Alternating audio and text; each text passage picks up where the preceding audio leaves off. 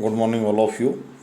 आज मैं आपसे बाल गंगाधर तिलक जी, ग्राम दल के नेता और लंबे समय तक 1920 तक जब तक आजीवन भारत माता के लिए संघर्ष करते रहे, उनका जीवन परिचय, राजनीतिक विचार, भाषा संबंधी विचार, स्वराज्य संबंधी, राष्ट्रवादी संबंधी और उनकी राजनीतिक विचारधारा, इस तरह की बातें मैं आज आपसे साझा करूंगा। 2 पत्रों का, साप्ताहिक पत्रिकाओं का प्रकाशन किया तिलक जी ने, मराठा और केसरी का। अब मैं पहले उनके जीवन परिचय शुरू करूं। बाल गंगाधर तिलक भारत माता के ऐसे रत्न थे जिन्होंने सांसारिक सुखों को त्याग कर अपना जीवन मातृभूमि की सेवा में अर्पित कर दिया। तिलक जी का जन्म 23 जुलाई 1856 को महाराष्ट्र के कोंकण जिले के रत्नागिरी नगर में हुआ था। 16 वर्ष की आयु में उन्होंने 10वीं की परीक्षा पास की। 1877 उन्होंने बीए की परीक्षा पास की। उन्होंने 1880 में पूना में न्यू इंग्लिश स्कूल की स्थापना की। 1881 मराठा में केसरी नामक 2 पत्रिकाएं प्रारंभ की और 2 जनवरी 1885 को पूना में फर्ग्यूसन कॉलेज की स्थापना की। महानता का उनका अंदाज इसी बात से लगता है। उस दौर में पूना में फर्ग्यूसन कॉलेज स्थापित करने का जो श्रेय है वो लोकमान्य बाल गंगाधर तिलक जी को जाता है। 1894 में बम्बई यूनिवर्सिटी की सीनेट के सदस्य चुने गए। 1889 में उन्होंने भारतीय राष्ट्रीय कांग्रेस में भाग लिया। शिवाजी और गणपति उत्सवों को मनाना शुरू किया। वो धार्मिक आयोजनों के माध्यम से लोगों में राष्ट्रवाद पैदा करना चाहते थे। राजद्रोह के दोष के संबंध में उन पर अभियोग भी चला। ये आपको पता है, अंग्रेज सरकार या कोई भी जो कानून विश्वास न करती हो सरकार, अंग्रेज सरकार तो थी, इसमें कोई दो राय नहीं है, बहुत ही पतित सरकार थी, बहुत ही दुष्ट सरकार थी। वो यदि कोई भी व्यक्ति अच्छी बात उठाता था तो निश्चित रूप से उसको उनको बहाना लगाकर उस पर दोष मढ़ दिया जाता था। ऐसा तिलक जी के साथ भी हुआ। सूरत अधिवेशन जो कांग्रेस का विभाजन हुआ तो उन्होंने ग्राम दल का साथ दिया और ये उनके राजनीतिक जीवन में महत्वपूर्ण आता है कि उन्होंने होम रूल डी की स्थापना की 1916 में। ये जो पढ़ने वाले परीक्षा प्रतियोगी परीक्षा भाग लेने वाले जो उम्मीदवारों के लिए मैं ये भी एक प्रश्न दोहराना चाहता हूँ, बार बार आता हूँ, होम रूल की स्थापना किसने की? तो लोकमान्य बाल गंगाधर तिलक ने की और 1 अगस्त 1920 को इस महान नेता का स्वर्गवास हो गया। तिलक जी के जो राजनीतिक विचारों की बात की जाए तो बुराइयों को दूर करने राजनीतिक सुधारों का समर्थन किया करते थे और ये मानते थे कांग्रेस जनता की संस्था होनी चाहिए जो निरंतर एवं शक्तिशाली हो।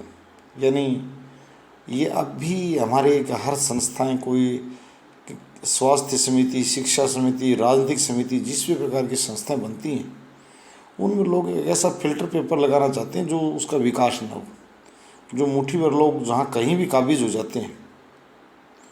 तो ये मैं उन लोगों को एक सुधारात्मक संदेश भी देना चाहता हूँ, जैसे लोकमान्य बाल गंगाधर तिलक जी को एक श्रद्धांजलि होगी उनकी तरफ से कि वो भैया उसको उस पर एक जाल ही न लगाएं या इसको शिल्ड न करें, यानी जैसे ऐसा ना करें जैसे हवा भी न गुजरे, यानी अपनी मुट्ठी भर लोगों का एक 3, 4, 5, 10 लोगों का समूह बना लेते हैं। वो नहीं चाहते। मैं देखता हूँ शिक्षा समिति में जो ज़्यादा से ज़्यादा जो बातें, मैं शिक्षा समिति की तरफ भी आऊँ आज, कि शिक्षा समिति का मतलब ये है कि वो निजी किसी की होती नहीं, वो कि समाज द्वारा, एक समूह द्वारा स्थापित होती हैं और वो चीज़ हमारे भारत में अभी बढ़नी चाहिए, बढ़ी नहीं है।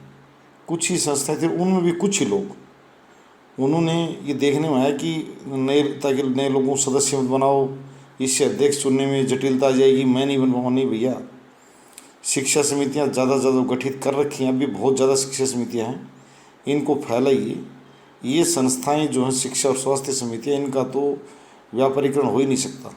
ये तो लिख के दिया जाता है कि भाई ये समाज सेवा लगी हुई है, तो इनको बढ़ाया जाए और ज़्यादा ज़्यादा सदस्यों को अवसर दिया जाए।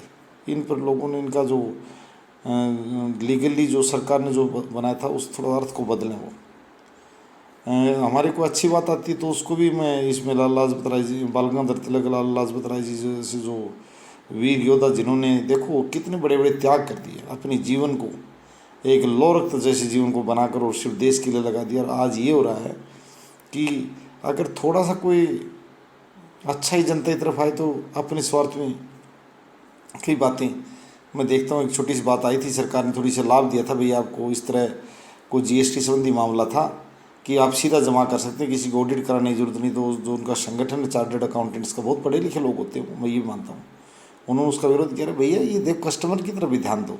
बहुत दूर दराज में बैठे आजकल जीएसटी छोटे छोटे दुकानदारों के पास जीएसटी होल्डर हैं, अकाउंट होल्डर हैं, उन लोगों को इस तरह की अगर कोई लाभ सरकार ने दिया है किसी भी तरह से अपने राज्य के कोष को बढ़ाने के लिए या अपने लोकप्रियता बढ़ाने के लिए, तो कम से कम आप इस तरह की बातों, इतने पढ़े लिखे लोगों को, कम से कम मैं तो आपसे पुरजोर प्रार्थना कर सकता हूँ कि प्लीज़ अच्छी कहीं बात आती तो उसका थोड़ा सा आप समर्थन करें कि बगैर ऑडिटिंग के अगर इस तरह की जीएसटी की जो मामले जो हों वो सीधा अगर सबमिट कर सकता है जीएसटी होल्डर तो अच्छी बात है। तो वही बात मैं बताना चाहता हूँ कि उन्होंने कहा कि निरंतर शक्तिशाली तब होगा तब आप उस चीज़ का व्यापकीकरण करेंगे, जनता के पास ज़्यादा ले जाएंगे। हमारे यहाँ चाहे राजनीतिक दलों की बात हो, चाहे शिक्षा समिति की बात हो, स्वास्थ्य समितियों समिति बना तो रखी हैं, चाहे एनजीओज हों, परंतु उनको मूर्त रूप नहीं दिया पाया। मैं बहुत दिन से सुन रहा था, एक महिला नेत्री ने कोई पशुओं और जानवरों की रक्षा के लिए बना रखा था कोई संगठन, मैं नाम तो नहीं जानता हूँ क्या, मैंने सुना था कि वो इस तरह काम करती हैं, वो नाम मुझे याद नहीं उनका। अब मैं ये पूछना चाहता हूँ जितने भी लोग, चलो एक नेत्री से नीचे वो नेता हो या महान अभिनेता हो, जो भी हो, कि जो लोग पशुओं और जानवरों की रक्षा के लिए कोई संगठन बनाते हैं, मैं उनसे कहता हूँ भैया आपके पास कोई विजन है क्या, उसका पूरा विजन डॉक्यूमेंट। मैं सबसे अधिक जोर तो दूंगा नस्ल सुधार कार्यक्रम पर। यदि कोई व्यक्ति काम करना चाहता है, हालांकि मैं इस क्षेत्र में काम नहीं कर रहा हूँ कि मैं मेरे से जोड़कर कहूँ, यहाँ के विश्वविद्यालय भी हैं और आजकल प्राइवेट संस्थान बहुत आ रहे हैं, तो मैं उन लोगों से ये कहूँगा कि सबसे ज़्यादा हमारे यहाँ दिक्कत है, नस्ल सुधार की ज़रूरत है, दिक्कत नहीं ज़रूरत है। यानी लोगों ने ये देखा कि जैसे पेड़ हों चाहे पशु हों, आजकल बड़ी विकसित नस्लें आ रही हैं। और दिन मैंने एक उसकी जोटी की सांड की कीमत देखी, बुल की यानी भैंसा, मुझको अपने करनाल हरियाणा का था, कोई 9 करोड़ रुपये कीमत आई उसकी इस टाइप से। तो पशुओं की कीमत बहुत होती है, उसकी कीमती बनाएं। जो सड़कों पर जो कुत्ते घूम रहे हैं या और जो दूसरे बड़े जानवर हैं, प्लीज़ उनके आप यदि कुछ आप जानते हो ऐसी समितियां हैं जो पशुओं के रक्षार्थ हैं, तो आप उनका नस्ल सुधार कार्यक्रम अगर चलाएंगे तो हमारे यहाँ गुण की बड़ी पूजा है। मैं यहाँ यही बात कहना चाहता हूँ कि गुण जहाँ भी दिखाई देगा हमारे लोग पूजने बड़े। यहाँ हमारे पेड़ों की इसलिए पूजा की जाती है, कई लोग पूछते हैं भैया पीपल क्यों पूजते हो, अरे भैया गुण है पीपल में, बहुत छायादार वृक्ष है। तुलसी माताओं क्यों पूजते हैं, तुलसी माताओं गुण है, एक औषधि है।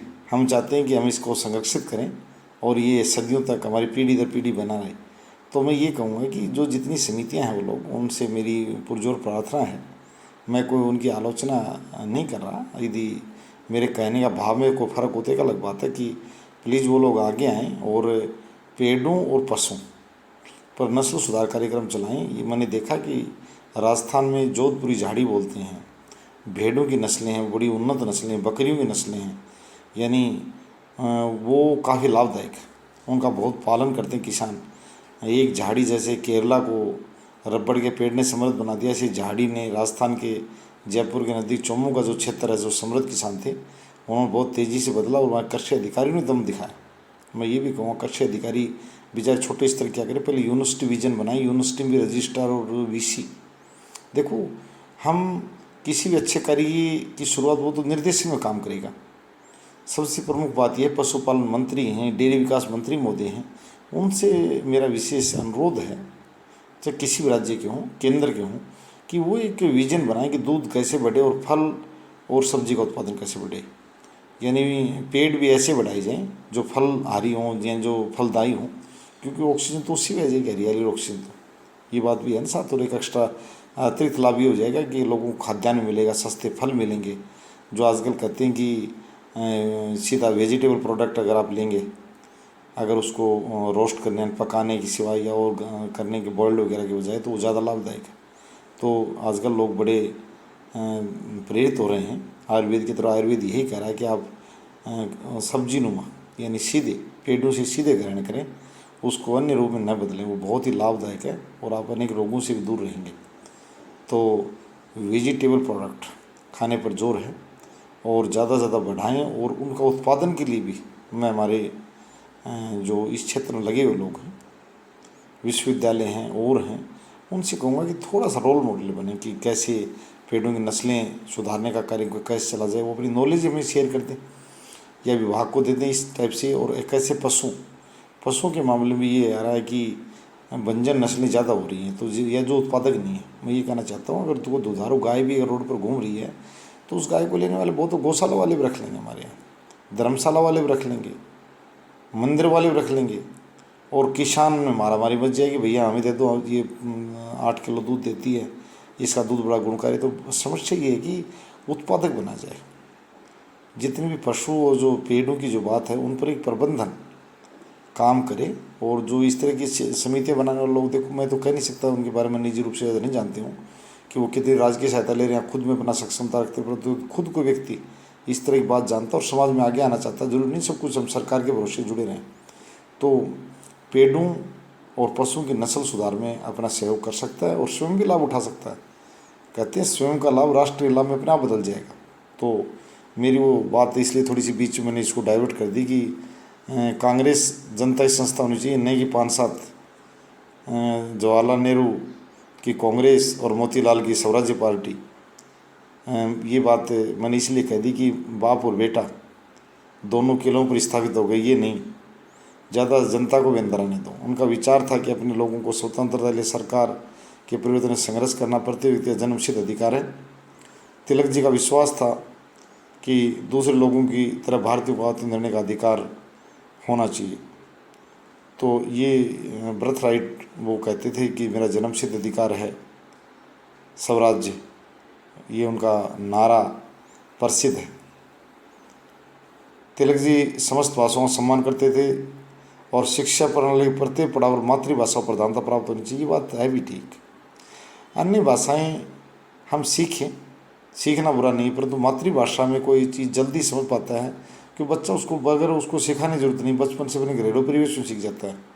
और वो हमारा मकसद यहाँ ज्ञान को उसके दिमाग में सप्लाई करना, ट्रांसफ़र करना है। भाषा कोई भी हो, भाषा कोई बुरी नहीं है, मैंने पहले भी की थी बात ये। तो मातृभाषा की प्रधानता देनी चाहिए ताकि बच्चा जल्दी सीखे। ज़्यादा उस पर भाषा को लेकर ज़्यादा बोझ नहीं डालना चाहिए। जो उसका विकास होगा, जब छोटी कक्षा में अंग्रेजी सिखाना गलत है, ठीक है, अभिभावक हो सकता है एक लोगों के दिमाग में बात बैठी हुई है, परंतु मैं कहता हूँ अंग्रेजी खूब सीखें, अंग्रेजी का महत्व है, अंतर्राष्ट्रीय भाषा में नकार नहीं कर। और भारत में भी ऐसी कोई बात नहीं, कथनों करने में अंतर प्राइवेट सेक्टर में दूसरे क्षेत्रों में बहुत महत्व है। आज भी हमारे न्यायालयों तक अंग्रेजी का दबदबा बना पड़ा, मैं उस बात को नकार नहीं रहा हूँ, पर मैं ये कहना चाहता हूँ थोड़ी परिपक्व दिमाग की अवस्था के बाद अगर आप उसको बढ़ाएंगे तो शायद वो जल्दी सीखेगा। मेरा अपना निजी अनुभव ये कह रहा है कि किसी बच्चे को आप 1 से 8 तक जितना घस रहे हैं या 9वीं कक्षा में उसको अच्छे से टाइम देकर और विषयों का बोझ कम ला दिया जाए एक बार, तो वो हिंदी अंग्रेजी को जल्दी पकड़ जाएगा। क्योंकि ये बात देखने में आई है कि जो बड़ी कक्षाओं में जो दूसरी भाषा की शुरुआत हो तो वो ज़्यादा सार्थक सिद्ध होती है और बच्चा उसको पकड़ता है जल्दी। अंग्रेजी को आवश्यकता अनुसार महत्व तिलक जी प्रदान करना चाहते थे। जहाँ ज़रूरत है, जहाँ नौकरियों में आज भी कह रहा हूँ, जहाँ अंग्रेजी की आवश्यकता है वो अंग्रेजी अधिक से अधिक सीखे। अंग्रेजी बल पर किसी बच्चे को अगर कोई विदेश में अच्छी सेवा मिलती है, मैं ये भी कहना चाहूँगा, उसका मतलब ये नहीं है अंग्रेजी से उसको लाभ मिल रहा है और नागरिक के लाभ से स्वतः ही देश को लाभ हो जाएगा, ऐसी कोई बात नहीं। ज़्यादा से ज़्यादा सीखें और किसी को अगर इस तरह का लाभ मिल सके, ये मैं ज़रूर कहूँगा हमारे जो विशेषज्ञ लोग हैं, चाहे वो किसी भी क्षेत्र के हैं, वो अधिक से अधिक पहले देश की सेवा करें।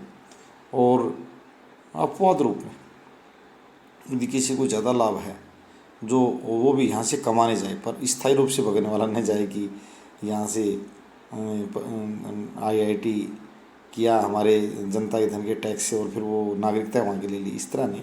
पहले लोग जाते थे जाएं, परंतु नागरिकता यहाँ की बनाए रखें। हमारे यहाँ धन आता है, उनके कमाए हुए से देश की जो तरक्की होती है। और स्थायी रूप से जाने वाले आदमी कुछ नहीं देता, वो तो यहाँ अलविदा कह जाता है। तो स्वराज्य के बारे में स्वामी दयानंद ने स्वराज्य का प्रयोग तिलक जी से पहले किया था, परंतु साधारण जनता ने इस विचार को प्रसिद्ध करने जो आम जनता तक जो बात फैल पाई वो तिलक जी को ही है। ये श्रेय बाल गंगाधर तिलक को जाता है। मैं एक छोटी बात कहना चाहूँगा, कोई व्यक्ति हो, यदि कोई व्यक्ति ये माने कि मैं सर्वगुण संपन्न हो जाऊँ, असंभव। मैं स्वामी दयानंद सरस्वती जी की जो बात थी, चारी समाज की बात हो, उन्होंने संस्कृत के उत्थान और बालिका शिक्षा, उन्होंने जितने गुरुकुल वगैरह स्थापित किए उससे बालिका शिक्षा का महत्व बढ़ा और थोड़ा नशे का प्रभाव घटा। तो हर व्यक्ति का अलग अलग रोल होता है और स्वराज्य के बारे में और शिक्षा के बारे में जो बाल गंगाधर तिलक जी का जो योगदान वो काफ़ी अलग है और उनसे आगे है, दयानंद जी से थोड़ा अलग है उनका, ज़्यादा है। मैं ये कहूँगा इस तरह के मामलों में उनकी शब्द स्वराज्य मेरा जन्मसिद्ध अधिकार है और मैं इसे लेकर रहूँगा प्रत्येक सार्वजनिक मंच तथा सभाओं को गूंजा करता था।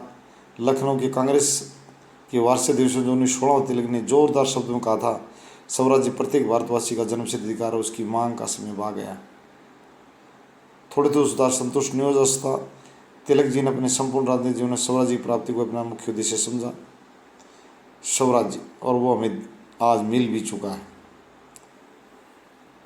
अब वो स्वदेशी का प्रचार करना चाहते थे, स्वराज्य प्राप्ति के लिए स्वदेशी का प्रचार एवं उसको अपनाना चाहते थे। स्वराज्य प्राप्ति के लिए जो वस्तुओं का बहिष्कार करना चाहते थे। ये देखो आजकल एक हथकंडा है, बहुत अच्छा है। किसी को नीचा दिखाने के लिए उसके उत्पाद का बहिष्कार कर देना, सब तक टूट जाता है। और ये पढ़े लिखे लोग थे, इनको पता था कि अंग्रेजों के उत्पादन का बहिष्कार कर दो, इनकी आर्थिक प्रभावित होंगी, अपने आप हमसे जुड़ना चाहेंगे। और स्वराज्य प्राप्ति राष्ट्रीय शिक्षा बढ़ा देना चाहते थे। हमारी नई शिक्षा नीति में कही गई है कि राष्ट्रीय शिक्षा बढ़ा दिया जाएगा और मिलना भी चाहिए। राष्ट्रवाद उनका मुख्यतः पुनर्जागरण का प्रतीक था।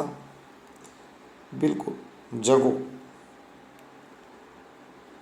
कवियों ने अपने अलग अलग मैथिली जैसे अपनी भाषा में कहा था कि इसका मतलब कभी जो चढ़ा वो गिरा है, वो गुलामी के दिनों भारतीयों कहते हैं कि तुम्हारा अतीत थी वो तो उज्ज्वल था, उसको याद करके तुम पुनः जाग जाओ। तिलक जी का राष्ट्रवाद एक मनोवैज्ञानिक आध्यात्मिक विचार था। स्वदेशी बहिष्कार, स्वदेशी तथा राष्ट्रीय शिक्षा राष्ट्र को विकसित करने के लिए सहायक साधन हैं। तिलक जी का विचार था कि ऐतिहासिक नायकों की वीर गाथाएं तथा महान चमत्कार साधारण जनता में राष्ट्र भावना को विकसित करने के लिए उत्साह का स्रोत सिद्ध हो सकते हैं। मैं भी आज माननीय लोकमान्य बाल गंगाधर तिलक जी को इसीलिए साझा कर रहा हूँ ताकि हम सब में भी उस वीर नायक की वीर गाथाएं सुनकर, उस ऐतिहासिक नायक की वीर गाथाएं सुनकर हम में भी जो है उत्साह का संचार हो। तिलक जी कर्म सिद्धांत उनका गीता पर आधारित है और गीता ज्ञान भक्ति में कर्म का मिश्रण मानते हैं। वो कर्मयोग का मार्ग त्याग के मार्ग से उत्तम है। वो कहते त्याग के मार्ग को पकड़ने बजाय कर्म करके दिखाओ, वो सबसे अच्छा है और पूर्णता प्राप्ति कर्मयोगी बनकर ही कर सकता है। इस मामले का तो कोई उनका ये सुझाव तो इतना सटीक है, इतना सार्थक है, इतना सारगर्भित है कि कर्म वर्क इज वर्शिप, सीधा करें कि आलसी मत बनो, कर्मयोगी बनो और कर्मयोगी बनकर ही आप पूर्णता प्राप्त कर सकते हो। तिलक जी ने शिक्षा एवं सामाजिक कुरीतियों संबंधी जो विचार दिए, उनसे भारतीय जनमानस में जागृति का संचार हुआ, जगी।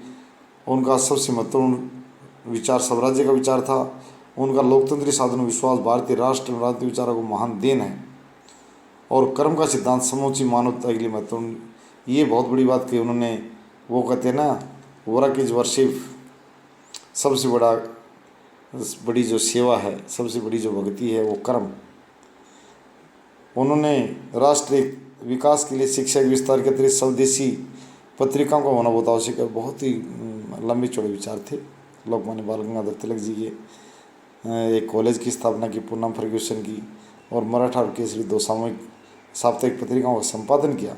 और वही मानते शिक्षा के विस्तार के अतिरिक्त स्वदेशी पत्रिकाओं का भी होना बहुत आवश्यक है। उस समय स्वदेशी समाचार पत्र पत्रिकाओं में बहुत कमी थी। थोड़ी बहुत जो पत्रिकाएं समाचार पत्र विद्यमान थे वो ब्रिटिश साम्राज्य का गुणगान करती थी। वो तो समस्या पुराने समय से रही है। कहते हैं कि त्यागी देश को बसाते हैं और नीच माल को खाते हैं। यानी भारत माता के साथ एक बड़ी विडंबना रही है कि त्याग और तपस्या के अंदर बने हुए लोगों ने इसको आगे बढ़ाया है, इसको थामे रखा है और बार बार समय समय पर भारत माता की जो ऐसी नस्लें थी जो गद्दारी से भरी हुई थी, स्वार्थ से भरी हुई थी और अवसरवाद से भरी हुई थी, वो लोग उन कर्मयोगियों से आगे जा खड़े हुए। परंतु मैं कर्मयोगियों से आज एक आश्वस्त करता हूँ उनको कि आप कर्मयोगियों, आपका सम्मान हजारों सालों तक रहेगा और आपको सम्मान की दृष्टि से देखा जाता है, गद्दारों को सम्मान की दृष्टि से नहीं देखा जाता। उनके जीवित भी और मृत अवस्था में भी। तो आप कर्मयोगी बनिए, अवसरवादी मत बनिए। कर्मयोगियों का महत्व ज़्यादा है। मैं आज के नौजवानों को कहना चाहता हूँ। तो मैं इसलिए कह रहा हूँ कि उस समय को भारतीय समाचार पत्र भी ऐसे थे जो उनको खुश करने के लिए अंग्रेजों की बात लिखते थे, परंतु तिलक जी के समाचार पत्र था, आपको पता ये राष्ट्रवाद से भरे पड़े थे। तिलक जी था उस शास्त्री ने मराठा केसरी नामक 2 साप्ताहिक पत्रिकाएँ आरंभ करने का निर्णय कर लिया और इस निर्णय के अनुसार ये 1881 में मराठा अंग्रेजी भाषा में और केसरी मराठी भाषा में प्रकाशित करने आरंभ कर दिए। तिलक तथा आगरकर के सच्चे प्रयत्नों फलस्वरूप कुछ दोनों पत्रिकाएं सफलता के शिखरों को छूने लगी और उन्होंने राष्ट्रवाद बढ़ाने के लिए गणपति और शिवाजी उत्सवों को आरंभ किया। 1893 में गणपति उत्सव और 1896 में शिवाजी उत्सव महाराष्ट्र भूमि पर आरंभ किया। इन उत्सवों को आरंभ करने का उद्देश्य देश में सामाजिक एवं राजनीतिक एकता की स्थापना करना था। तिलक चाहते थे उन उत्सवों द्वारा हिंदुओं में एकता स्थापित की जाए तथा इन उत्सवों द्वारा भारतीयों में राजनीतिक जागृति उत्पन्न की जाए। आज भी उत्सवों के माध्यम से अगर हमारे देश के लोगों में एकता आ सकती है, सामाजिक एकता आ सकती है और राष्ट्रीय एकता आ सकती है, तो हमें इस तरह के आयोजन राष्ट्रीय स्तर पर करने चाहिए। तिलक न केवल इन उत्सवों का प्रबंध करने में भाग लेते थे, अपितु उन समस्त महाराष्ट्र में उत्सवों को लोकप्रिय बनाने में बहुत प्रयत्न किए। गणपति हिंदू धर्म का एक दैवी व्यक्तित्व है, लेकिन शिवाजी महाराष्ट्र के महान ऐतिहासिक व्यक्तित्व हुए हैं जो मराठा राज्य के निर्माता थे। इन उत्सवों ने महाराष्ट्र के लोगों में इतनी अधिक राजनीतिक जागृति उत्पन्न की कि अंग्रेज सरकार उन उत्सवों को राज्य के विरुद्ध विद्रोह भावना फैलाने का साधन समझने लगी। धीरे धीरे तिलक द्वारा आरंभ किए गए राष्ट्रीय उत्सव लोकप्रिय हो गई कि देश के दूसरे भागों में इन उत्सवों को लोगों ने मनाना आरंभ कर दिया। धन्यवाद। तिलक जी को पुनः नमन।